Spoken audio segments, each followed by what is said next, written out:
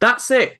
It's a wrap. The 2023 Formula One season has been completed and is in the books. And of course, it was the Flying Dutchman standing on the top step of the podium yet again in Yas Marina. Welcome to episode number 357 of Grid Talk. Today we're here to discuss the 2023 Abu Dhabi Grand Prix.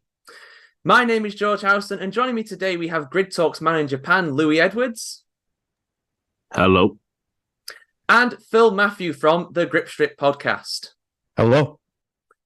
But before we get into the episode, we must thank our sponsors for this episode, Bet Online. Bet Online is your number one source for all your betting needs. Get the latest odds, lines, and matchup reports for baseball, boxing, golf, and more.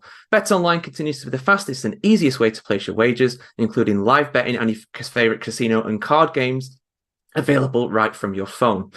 Head over to the website or use your mobile device to sign up today and get on the action. Remember to use the promo code BELIEVE, that's BLEAV, for your 50% welcome bonus on your first deposit. Bet Online, where the game starts. Now we've got through that, we need to address the elephant in the room. As a lot of you guys already know, I had a bet with one of my fellow Grid Talk co-hosts, Tom Horrocks, regarding Sergio Perez. Tom bet that Checo wouldn't win another race in 2023, and I bet that he would.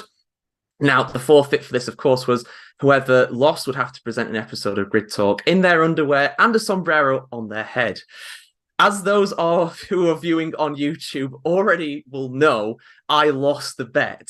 If you're normally an audio listener, I implore you, head over to the YouTube channel and feel free to laugh at my expense. I have no problem with that whatsoever. I have been exposed as someone who knows nothing about Formula One, quite literally. Moral of the story is that if you're going to gamble, do it responsibly. Use Bet Online and don't do what I did. So we'll start with the team who finished last in today's race. We're going to start with Haas. Kevin Magnussen, the 20th and final runner. And let me just get the results up here. There we go. And Nico Hülkenberg, despite getting into Q3 yesterday, finished down in 15th. Louis, again, it's the story of Haas's season. Too much tyre wear, really. And despite Hulk's decent qualifying performance, no real race pace for Haas, and they stay where they were in the Constructors' Championship. Yeah, it is pretty disappointing from Haas. Once again, Magnussen just chewed up his tyres in his first stint. He was the first one in the pits, and that was it, really. It was race over, and for Hülkenberg, it was just a slippery slope down the back down the grid. Haas have pretty much summed up their entire season just in one race. Generally disappointing. You know, Hülkenberg usually doing the business in qualifying, not being able to do the business in the race. Magnussen being just kind of there for the most part. It's a pity that, you know, we've seen Haas yet again have just a pretty average season, and I think there definitely will start to have bigger question marks around the future of that team, because I'm not really sure how much longer Gene Haas will want to fund a team that is doing, let's face it, really poorly. 10th again in the Constructors. They're not really making any progress, but with the way that the cost cap is at the bottom of the bottom of the pile, but they do have the most wind tunnel testing for next season, so might be a little bit of silver lining for a cloud, which is certainly dark and grey over the Haas team. Yeah, it's been a very poor year for them overall, despite not that bad of a start. Really did pick up some points towards at the start of the season, but it just petered out and it just got worse and worse for them. They couldn't handle the tyres, and yeah, 10th place and last in the Constructors. Not a good one for them. We'll move on next to Alfa Romeo, who are another team that had a poor day today. Valtteri Bottas down in 19th, Guan Yu Zhou in 17th. Again, Phil, the only times I really remember seeing Alfa Romeo today was when they were being passed. Bottas had a little battle with his old teammate, Sir Lewis Hamilton. But aside from that, just a poor race, no real race pace. And yeah, the only real surprising thing about them was the livery, which I'm still not fully used to. Yeah, the Las Vegas livery that made them look like they were incognito or whatever So, I mean, they were incognito the last couple of races. So it makes all sense. Similar to what Louis said for Haas, the now Sauber team again. They've changed their name so many times, but now they're back to Sauber officially since this race is over. Just a very nondescript end of the season. Sans, I think, maybe one Grand Prix here in the last bunch. Unfortunate end to the year. I think they started out okay, and they thought they probably had a little more momentum, but there's a lot of soul searching that's going to have to be done in Hinwil to see what they're looking for from the next 2 years. Are they going to keep this driver combination for 2 more years? I mean, they're definitely keeping it for 2024, but are they going to make a move for 2025 and maybe get a driver so that they can get ready for Audi coming in to the fold and taking over the team? But today just kind of par for the course for most of the season. Bottas being behind Zhou. I will say that for him, progress made this season in his second year. So, I mean, he's staying with his teammate. It looks like he has the pace to compete with him. So that's positive. And then you can go and kind of use that moving into 2024 when they're going to have more time, wind tunnel time and other testing to maybe pick themselves up and move themselves up within that combination, that part of the grid. Yeah, today was very much indicative of Alfa Romeo's season, really. Not even close to scoring points. Never looked like they were going to realistically. And ninth place in the Constructors' Championship for them. The only crumb of comfort is that they're not last. That is Haas, as we just spoke about. So we're going to make it 3 in a row for Ferrari-powered teams next by talking about Ferrari, the Works Constructor. Now, a very bittersweet day for them today. Obviously, their main disappointment will be that they did not get into second place in the Constructors' Championship. They finished just behind Mercedes, 3 points in the end of the gap, mainly because Carlos Sainz ended up finishing, well, didn't even finish technically, but ended up classified 18th. They did some typical Ferrari strategy by just hanging him out there, hoping that there'd be a safety car when it never looked like there was going to be one. The only guy who didn't finish the race today was Sainz himself, who pulled into the garage on the final lap. But Charles Leclerc, though, Louis, looked at the start like he could have took the lead early on, but not quite there in the end. Couldn't get past Max Verstappen, and once the first pit stop was done, he was miles behind. But some very, very interesting tactics to try and help Ferrari in the closing stages there. I think Charles Leclerc was possibly the only person in Ferrari colours today that actually cared about Ferrari getting P2 in the Constructors' Championship. I mean, I really don't understand what Ferrari were thinking at all with the strategy for Sainz. It was a very poorly executed, atrocious Ferrari plan.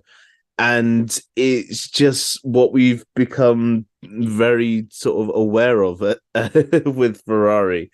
Like, starting on the hard tyres didn't sound like the worst idea. He was at the back. He needs to go long. But then they stuck him on another set of hard tyres.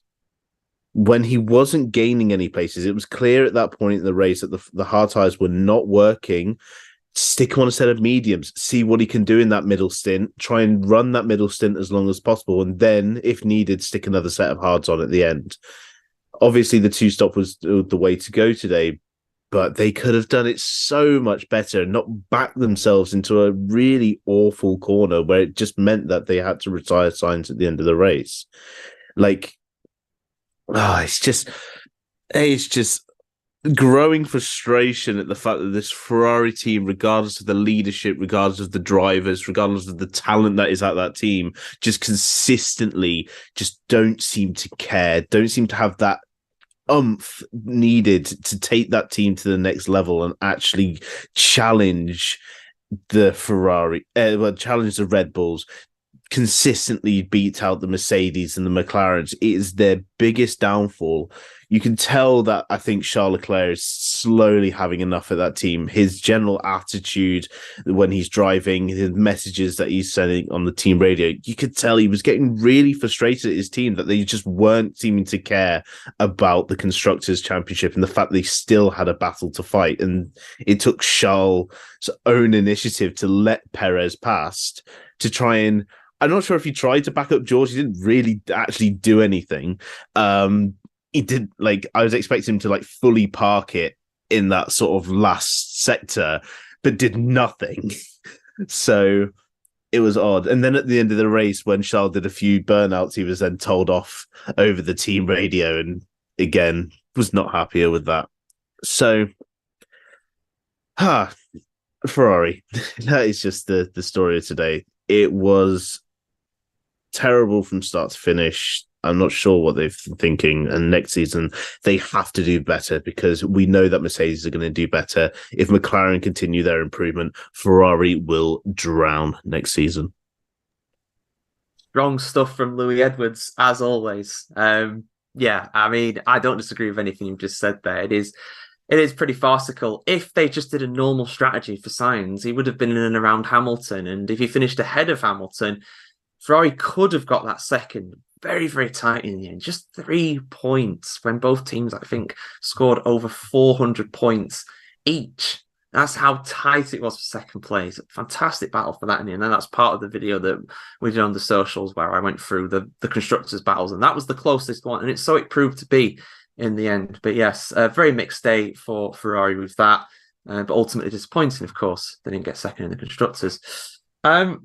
Now we move on to Williams next, Phil, who I think will be counting their lucky stars today. It looked at certain times as though they were going to lose that 7th place in the Constructors' Championship to AlphaTauri. Yuki Tsunoda doing excellent today. I think he might have won our Driver of the Day for Grid Talk today. I know he got a few votes. He got my vote as well. Not enough from him in the end. Williams not really doing their part either, but they do hold on to 7th, of course. Sargent in 16th and Alex Albon in 14th. We thought maybe because the car has a lot of straight line speed that they might have done well around this circuit, but it just did not seem to suit the track this weekend. Yeah, that just wasn't there. I mean, for Albon, you can kind of key on what Williams' weekend will be based on how Albon is doing. So he didn't have the outright pace in qualifying. He wasn't up there in Q3 like he has been at a lot of Grand Prix. And, in long run pace, they just weren't there. Logan struggled, which has been the story of the year for him. I think for his sake, he probably wanted more here out of these last 2 Grand Prix to try and save his seat. For Albon, he's done his job this year. I mean, today it wasn't pretty for them, but they benefited from the fact that AlphaTauri was only fighting with one car in Tsunoda today. They probably were going to lose that spot in constructors, but I mean, maybe in their mind they probably would have. They lose that 9 million or 10 million or however much it would have been in real money. But I think in the race itself wasn't great, but for what the season has been for Williams and where they have been in recent years, to finish 7th in the Constructors' Championship, essentially doing it with one car, is pretty strong in James Vowell's first year as the team principal, the way that he's basically had to completely upend the whole organization. Credit to them. It wasn't their best day today, but I think it speaks to positivity and the long-term future of this legendary team, that maybe the better days are going to be ahead for them. Yeah, absolutely. Williams on the up, without a doubt. A team arguably on the downturn at the moment. Alpine, poor day for them today. No points. Esteban Ocon 12th, Pierre Gasly 13th. Louis, it looked as though they could have potentially got into lower end of the points. Wasn't to happen in the end.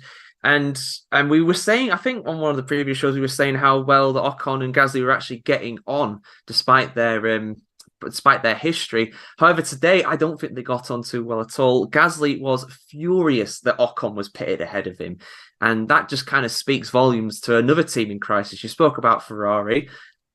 Now it's the turn of Alpine. Yeah, I'm. Alpine have been a weird one. They've been such a bang average team all year. They've been nothing special. And occasionally we keep getting these sort of like big sort of like reveals of how maybe we haven't seen, it hasn't been all as harmonious as we have been led to believe. And today was another example of that. Japan is another one that immediately springs to mind, where the relationship may not be the best. But certainly today, Gasly was not happy. He was very clear on the radio that he was unsure why he had been pitted after Ocon, and then after the pit stops, you could clearly see why. Ocon came out with like a 4-second advantage over Gasly, despite being a few seconds behind before the pit stops. It did seem like a weird decision that they didn't explain. Obviously, they'll probably explain in the debrief, and they'll be having those chats now. But at the time, it did seem like a very peculiar thing. And then later in the race, when Gasly was still trying to catch Ocon, it did look like Ocon was going to come into the pits first again, but he stayed out, I think, on his own accord, and then Gasly came in the next lap. But it just wasn't to be at the end for Alpine. They were kind of thereabouts in the sort of lower end of the points, but just overall, they just didn't have the pace of the teams that they were fighting. Tsunoda was, doing a solid job on his strategy. Ricciardo was coming back through the field. Stroll also was making a few overtakes in those sort of lower, sort of like 11th, 12th place sort of finish. So it's a disappointing end to a rather disappointing season for Alpine. They've really had a turbulent time of it this year. Of course, Otmar going in Belgium and the team kind of crumbling. And their golden boy, who was meant to be their golden boy, is doing very well for a team that drives a certain orange car. Yeah, Alpine will be kicking themselves for a lot of things, and losing Oscar Piastri is definitely up there, if not the very top of that. Disappointing season for Alpine, to say the least. I think they were targeting at least 4th at the start of this year. They've ended up 6th and not even close to 5th place at all, really. But next up, we're talking about AlphaTauri. Very much a resurgence for them in the latter stages of this season. Obviously missed out to Williams, but by a couple of points in the Constructors' Championship for 7th. But a very, very good day for Yuki Tsunoda today. I think he qualified in 6th, which was his highest ever in F1. It looked at times as though he could have held that sort of position, had some good battles with the McLarens and Alonso and Hamilton. Ended up finishing 8th. A fine day for him. Ricciardo just missing out on points in 11th. Phil, whatever AlphaTauri are going to be called next year, I think they're ending this season on a high, it's fair to say. Yeah, there you go. In terms of whatever their name is going to be, Red Bull 2.0 or whatever, because that's basically what they are. Yuki Tsunoda has shown here this year that it's taken him a while, but I think he's finally figured out what he needs to do as a driver. And they've finally, I think, at times brought a car that is relatively competitive. Toast walks out the door here, and it looks like the team is probably in a good place to at least compete. Albeit not up front, but to go and compete with that midfield battle. And I don't think that they're going to be in the mix with the bottom 3 teams. I think they're going to be more towards battling with Alpine next year if it goes the way I think it's going to go. So Credit to Yuki Tsunoda for the progress that he's made this year. Daniel Ricciardo, I think, with a full off season and commitment, and knowing that he's going to be in the seat for the whole year, we'll get to see. Maybe we'll see the old Danny Rick come back out. The last of the late breakers and the whole thing there. We'll figure out what their identity will be. It'll probably be something corny, but either way, for AlphaTauri, the way the season started and to where they are now, I think they go into the winter with a lot of positive energy, looking forward to 2024 with a lot of the things that are going to be coming their way, especially on the car side, where they're basically probably going to copy the Red Bull. So, allegedly. Allegedly. Potentially, who knows? Yeah, I mean, like I said, Tsunoda, a guy that came under some serious pressure last year, even in his first year at times, and earlier on in this year as well. It's been a 5-star resurgence, some would say. And if you enjoyed this podcast, you can head over to Spotify or Apple Podcasts and give us a 5-star review.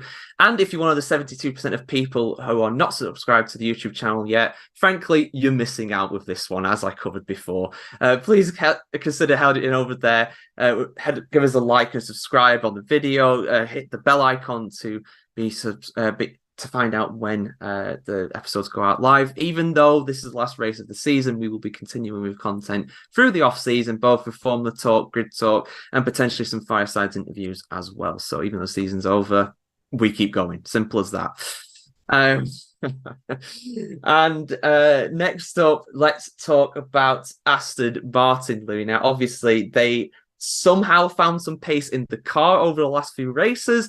That pace has dissipated, though. It did not come around in this one. Alonso, good performance to get 7th place. Some classic DRS tactics with Lewis Hamilton, which Hamilton, unsurprisingly, was not very happy about, but it worked for him. He ended up getting 7th. Lance Stroll, after Carlos Sainz had a pit stop as well towards the end, got the last point in 10th. It's all they really could have hoped for. Of course, this is a disappointing end to the season for Aston Martin, getting 5th. But overall, if you look at how they were 12 months ago, it is an improvement, especially if you consider the first part of the season. It's progress for them overall, but they've got some serious work on to be ready for next year. That serious work is that second driver who keeps limping around and not scoring as many points as the driver who is 40 years old. I feel like we need to keep mentioning this every single week. Like, we looked at as well. He's older than that. He's almost double my age. Put it that way.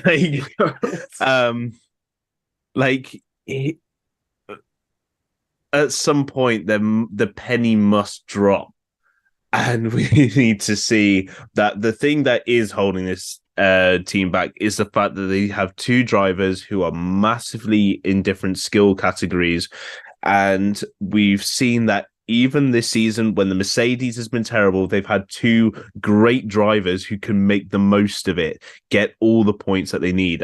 And let's face it, at the start of the season, Aston Martin had a very, very good car, and they could have scored so many points if they just had both drivers in the podium positions. But no, they don't. And unfortunately, it's been a thing that has just been reoccurring all season. Fernando was doing a pretty decent job. I think he was definitely making the most of the fact that car was being eaten alive in the straights at times. I don't think it was as bad as he said. He was like GP2 engine version 2.0 radio message, but it really wasn't that bad. And the brake testing thing with Hamilton, I'll be honest, I'm not sure what happened. I saw Fernando's onboards of the incident, and I was like, what's he done there? I didn't quite understand it. I haven't actually seen Lewis's onboard, so I don't know how dangerous it was. I know a certain Aaron Harper was not happy with it at all in the in our Slack chat. But yeah, it was. I think Aston Martin will be grateful for the fact that they seem to definitely have the capabilities to design a good car. It's just their development this season which has let them down, and the fact that they've allowed Ferrari, Mercedes, and McLaren to overtake them, be a bit more consistent. So if Aston Martin can take away what they've done this year, apply it to next season, and go, right, okay, we have the good fundamentals to build a very competitive car. We have the resources, we have this brand new factory, we have everything that we need to make this car quick. It's just now about investing in good developments to the car, developments that are going to keep it consistent, keep it competitive, and then we'll start seeing good, consistent results from Aston Martin and challenge the likes of the Ferraris, the Mercedes, the McLarens, which they clearly have the capability to be competing against. But right now, there are just several key factors that are just holding them behind. And one of them is the number 18 driver. I mean, you're right, but we all know it's not going to change. It's not. If it was going to, excuse me, if it was going to change, it probably would have changed by now already. But it hasn't. And yeah. But the main thing for them is, like you said, is that they're not developing the car in the right way. For some reason, after the summer break, the car just, I mean, it was slowing down a little bit before then, but it just fell off a cliff after the summer break. They rediscovered some of that form. They're still pacing the car, as they proved in Las Vegas and Brazil. But unfortunately, it wasn't enough for them to get fourth in the constructors. That goes to McLaren. Yeah, we'll talk about McLaren relatively soon. Next up is Mercedes. George Russell crossed the line in fourth, but because of Perez's penalty, ends up in third and on the podium. A good result to end what's not been the best year for him this year, in my opinion. And Sir Lewis Hamilton, despite some excellent form, despite some incredible results this season, just seemed to be nowhere. However, at the same time, the damage on his car will not have helped with that. Obviously, he damaged his front wing on the back of Pierre Gasly's car after Gasly had a lockup, bit of a racing incident. I'm sure Hamilton would not agree with that, but just one of those things. How do you rate Mercedes' performance today, Phil? Obviously, they did enough to keep Ferrari behind in the constructors' battle, but very mixed fortunes for their two drivers today. Yeah, I mean, the last couple of races for Lewis haven't been. I mean, Las Vegas was left wanting. I think he had a lot more there, but the race went away from him. George's season compared to last year's like night and day. Yes, he won a race last year, but this year he really wasn't at the same level for a good amount of the year as Lewis was. But in the last couple of Grand Prix, he came back to that kind of form. Last 2 or 3 races of the season. So maybe that's a sign of things to come, that there'll be more balance coming into a new year when Mercedes hopefully brings a proper car to the fight. A lot of things they have to fix in terms of pit stops and some in terms of strategy, but they kept second in constructors somehow, some way, benefited from Carlos's smooth operator not having a smooth weekend. And I think for Lewis, I think there was a point a few weeks ago where second in the drivers' championship was still in play, but somehow or another, the reason why you're wearing a sombrero there, George, he came alive just enough to go and maintain. In terms of the season, though, they came into 2023 with the same concept, when it was basically proven outside of one race last year that it didn't work. And it took them, I don't know how many races into 2023 to decide that, this is the wrong concept, when the drivers had both told them. I mean, I guess George wasn't as mad about it, but Lewis had said all these issues existed. And then both of them have basically said the same issues exist with the car. So I don't know what Mercedes decision makers are, but what they're trying to do. But they need to build a good car. They need to come correct for 2024. I agree with Aaron in terms of the brake testing with Fernando Alonso. It is pretty obvious, but then, I guess it's the way that they rule on things. As long as it happens to Lewis, they'll just ignore it. And as long as it's certain drivers, they'll just let them do it. So that's just kind of the way the FIA has gone this year. So at least it's the end of the year, and we reset, we move forward. And then some of that toxicity that exists within the Formula One fan base, we can get away from that, at least for a few months, and reconvene in February for testing at Bahrain. Yeah, not the best day for Sir Lewis today, but a great season for him overall. Third place in the Drivers' Championship, the highest non-Red Bull driver in the Drivers' Championship this season. So, yeah, I mean, good for him overall. Good for Mercedes overall as well, getting up to second in the constructors, just holding Ferrari at bay. But yeah, that was a scary moment for Hamilton. I know you've both spoke about it, but put it this way, if someone did that on the motorway to me, I would be sending them some very clear signs, lots of number ones and number twos. I'll let you figure out what I'd be doing there. But yes, and these are professional racing drivers, but it's also Alonso. It's what he does. Not that he makes it right, but he's got previous with it. He does that kind of thing all the time. I'm not sure if he actually braked, though, but he lifted off the throttle at the very least, and that is like braking and how much he'll slow down. But yeah, let us know in the comments. I mean, this is obviously going out live on YouTube. Let us know in the live stream. What do you think? Do you think that Alonso should have got a penalty for that brake testing, that lifting off the throttle with Hamilton? Let us know your take. Let's hear what you got to say on that one. But yeah, next up, McLaren, Louis. Obviously, they were battling with Aston Martin for fourth in the constructors today. They managed to do that. They didn't really look in any danger of being threatened for that, really. Fifth for Norris, sixth for Piastri. Piastri struggling with his tyres at times.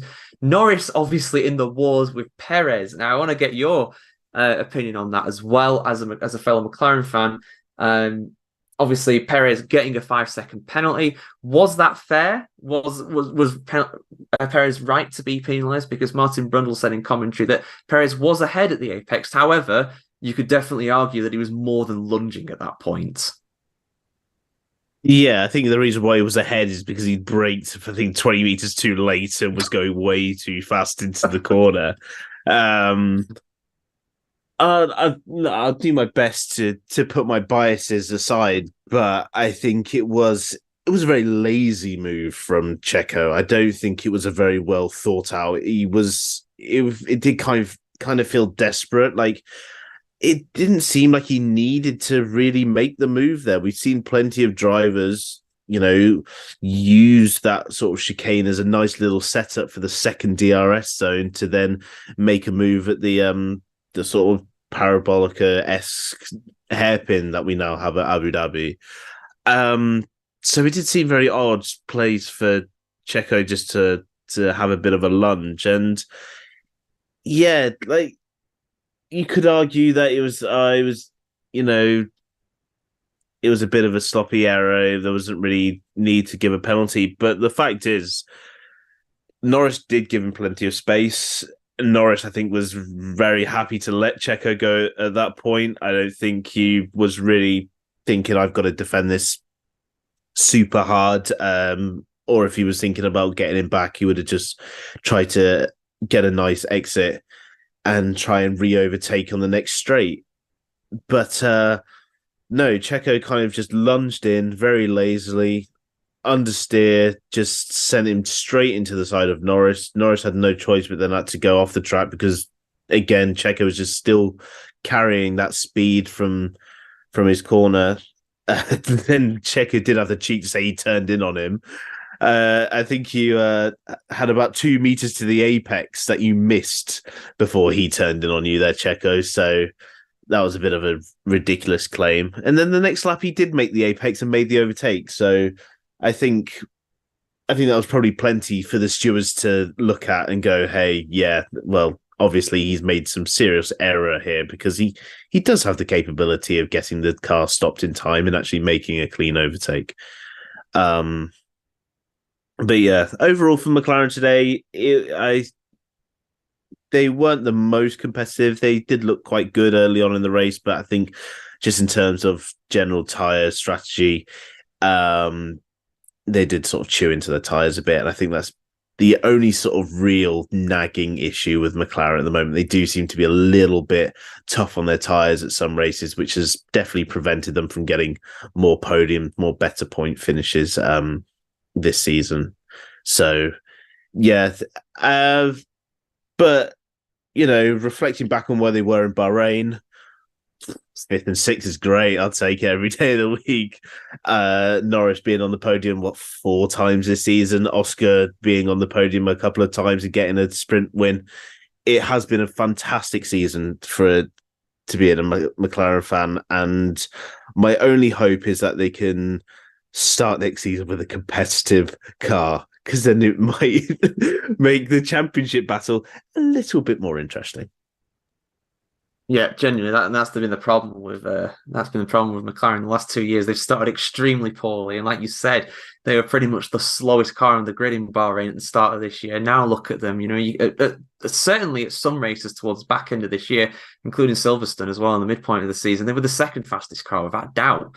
So yeah, there's some serious pace in that car. They just need to see it through to 2024. I would be hoping for that as a diehard McLaren fan. But yeah, decent day for them today, and they got the job done. That's all you can ask for at the end of the day. But yeah, next up, Phil, we've got Red Bull. Max Verstappen winning at an absolute canter. Like I said, when we were talking about Ferrari, after the first pit stop, it was really done.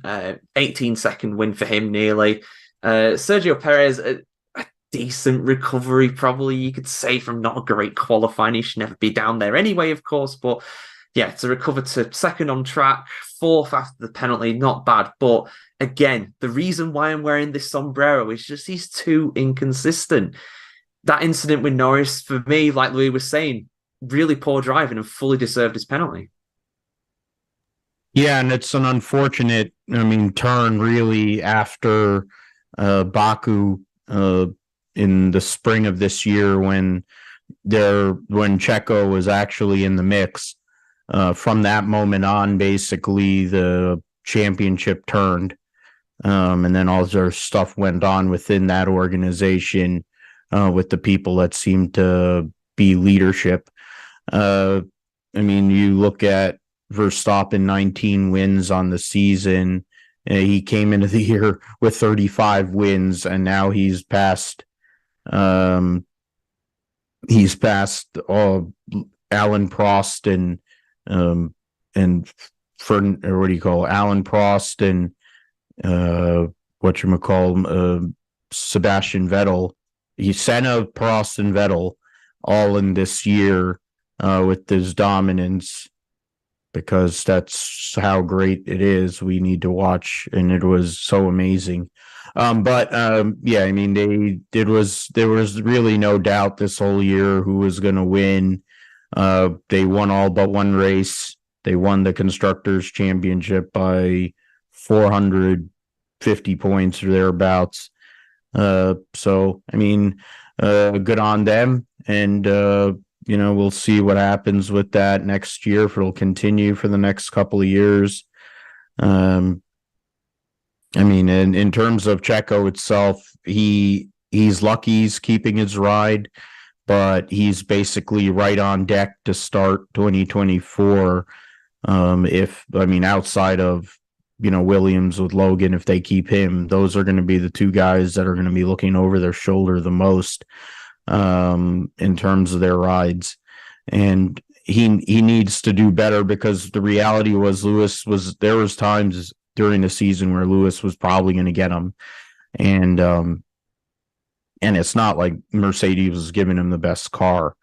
It shouldn't have been that dramatic for Sergio Perez to finish second in the World Drivers' Championship, but he was able to get it done, benefit from some mistakes by Mercedes. And we'll see what happens with them next year. Our fandom, specifically for our teams that we like and drivers, hoping those teams show up and bring a better product to the table And then, the likes of Ferrari and Aston Martin as well, who at times showed pace or were able to be up front, being more competitive off the jump so that it'll actually be watchable next year. It would be a benefit because they're worried about ratings. Well, 18, 20, 25-second victories, you're not going to really have great ratings when everybody knows what's going to happen when you get in a Friday at a Grand Prix. So we'll see what happens with that. But, you have to you got to give credit to them for what they bring to the table. So they did what they had to do. They did. They certainly did. And this year has been ridiculous. Like you say, all but one race they've won. They've beaten McLaren's record in terms of percentages from back in 1988. Max Verstappen getting 19 of those 21 victories, which is crazy when you think about it, because, you've got the likes of Niki Lauda getting 25 wins in his entire career, Sir Jackie Stewart getting 27 wins in his entire career. I think the great Juan Manuel Fangio only got around 20 odd wins in his career as well, and he's a 5-time champion. Obviously, things have moved on a lot, and obviously people will say, oh, it's all in the car. Of course, the car's important. It's the most important part of it. You could argue for sure, but at the end of the day, Max Verstappen's destroyed the competition like nobody we've ever seen before. And Adam Burns summed it up very well as well on the preview show, that said that Max Verstappen has set both the longest F1 winning streak for a driver ever and the third longest winning streak for an F1 driver ever in the same season. So that's ridiculous. And that winning streak's not over as well. He could match or beat his previous winning streak as well. So yeah, potentially interesting times ahead for Checo Perez as well. He's been summoned to the stewards apparently over something that he said over the radio. What it is, we don't know. Possibly a reprimand coming his way, something like that. Thank you for Louis. I know. Go on. What has he said? Allegedly. So it's over the radio on his in-lap. He said a few things about the stewards, mainly calling them a joke and saying that they have been awful all weekend. Yeah, he's definitely getting a penalty. It's a bit like when you insult not that I've done this, but it's a bit like if you were to insult your teacher in school, it's not going to end well. It's not going to end well. No. So he's definitely getting a reprimand, definitely getting a fine most likely. And some very strange investigations going on this week. And I've just remembered as well that a bunch of teams, I think Mercedes, Alpine, Alfa Romeo possibly as well, all getting summoned to the stewards over not having the proper eye protection during their pit stops, which is probably a fine coming their way. But I've never heard that one before. I mean, I'm not a fan of the stewards in general, just like my fellow sombrero-wearing Mexican. I've not got great opinions on them either, but I can get away with saying things about them. Perez cannot. That's the difference. But yeah, so I've already mentioned that my driver of the day is Yuki Tsunoda. I think he's had a fantastic weekend overall. Sends him and AlphaTauri into 2024 on a high. Phil, who's your pick for driver of the day today? I'll concur with that. I mean, it goes with the way that Yuki Tsunoda has made progress this whole year to go and give AlphaTauri a shot to go and pass Williams. And he drove the best of his ability with the strategy he was given. He fought very well. In the past, he probably would have overdrove the car. He might have, wrecked the car. He would have done something. In this case, he kept his wits about him. He was able to drive within the limits, and he did what he had to do. So I'll go with the Grid Talk driver of the day. I'll agree as well with Yuki Tsunoda. Fair enough. Are we making a hat trick for Yuki Tsunoda, Louis? I agree with everything that Phil has just said, but I'm going to say Max Verstappen is going to be my Grid Talk driver of the day. Just because he has raced today like he has raced all season with no point in looking in his mirrors because everyone is a tiny little speck behind him. He has been phenomenal this season, regardless of who you think is great, who you think who you support. Max Verstappen has been incredible this season. And while you may argue it's in the car, he's had a teammate who has done pretty terrible and is the reason why George is looking the way he is. It's sometimes you do need a little bit more than a car to make a season absolutely great and set record after record after record. So that's why my choice is Max Verstappen. Absolutely obliterated everyone today. He did. And my dignity went with it as well. Although Perez obviously wouldn't have won anyway, even if Max Verstappen wasn't there, because Charles Leclerc would have won. So, there is that. He's been sensational all season. And like you say what you want about the guy, he's just been the top dog this season. Not even close. Probably could have won the Constructors by himself. I know it's been a stat going around quite a bit this season, so I imagine that's still probably the case. But yeah, so we're going with our drivers of the day. Want to give my panelists a chance to plug their outlets as well. At the start of the show, Phil, I mentioned that you are a member of the Grip Strip podcast. What is that, and where can people find it? Yeah, we can. The Grip Strip podcast is a show I host with Josh Afine. We are at near 200 episodes, talk about all things motorsports. So we talk about domestic motorsports, so the likes of NASCAR, IndyCar, and other American series. But we also talk about Formula One, the World Endurance Championship, Formula E, Extreme E, and the like. Basically, I always like to say, if it goes fast, we talk about it on the Grip Strip podcast. So definitely give us a like and a listen and subscribe. We're at Grip Strip Pod on X. We're on, you can find it at philipgmatthew.com, which is my blog site. The show posts over there. It seems like it's hard for the show to get distributed anywhere else. I have to work on that during this off season. You can find me at pgmatthew28 and Josh at JP Huffine. And of course, as always, great to do the show with you guys, George and Louie and Aiden, for all the great work you've done all year. Even with the fact that you're sitting there with no shirt on and a sombrero, it's hard for me to look at you.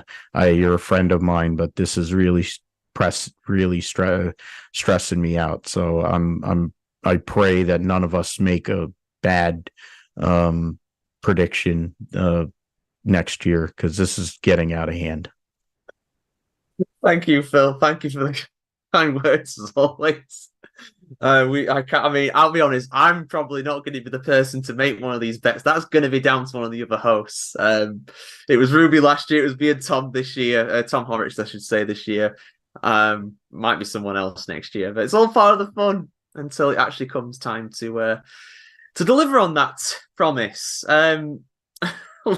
Louis, do you want to have a word in about our social channels on Grid Talk? I'm just going to state this now, that I will never be making such a stupid bet on this podcast and having to expose something of myself that I don't want to. Not to mention it'd probably get me sacked from my job. Anyway, if you want to hear more from me personally, you can follow me on X, Twitter, at Edwards_L_G. Otherwise, if you want to follow the podcast, basically on any socials, be it X, Instagram, Facebook, it's at Grid Talk UK. I think it's also the @ handle for our YouTube channel as well. So if you are watching this on YouTube, you'll see that it's exactly the same handle as it is on every other social media platform. So how about drop us a follow? Thank you for that, Louis. Yeah, consistency there with the handles on there. Yeah, we're over 2,000 subscribers on YouTube, and I believe we passed 1,000 at the start of this year, which was fantastic to see. So I want to see that.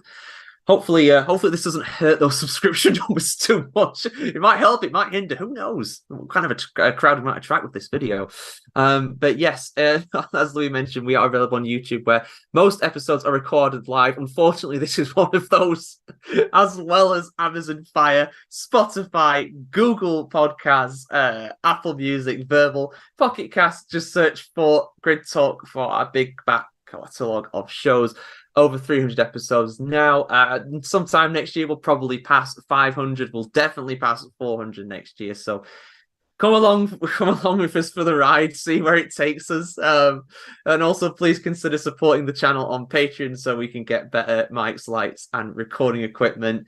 And also be sure to subscribe to the channel on YouTube to find out when the next episode goes live. Our next podcast will be the season review for 2023. That'll be recorded next weekend. It'll come out sometime during week commencing 4th of December, usually a Wednesday.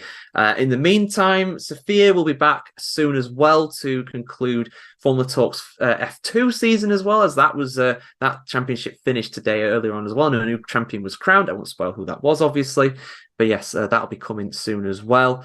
And I just want to thank my panelists for coming on the show.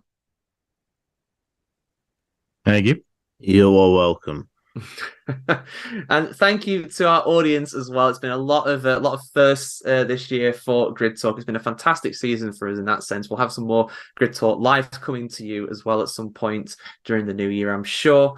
And yeah, thank you for all your support. Whether you've liked, whether you followed, whether you subscribed, whether you downloaded, whatever you've done to support the show, even if it's only been just one, it means something to us and does make a difference at the end of the day. And yeah, thank you very much for listening and for viewing Grid Talk today, presented by Bet Online, and goodbye.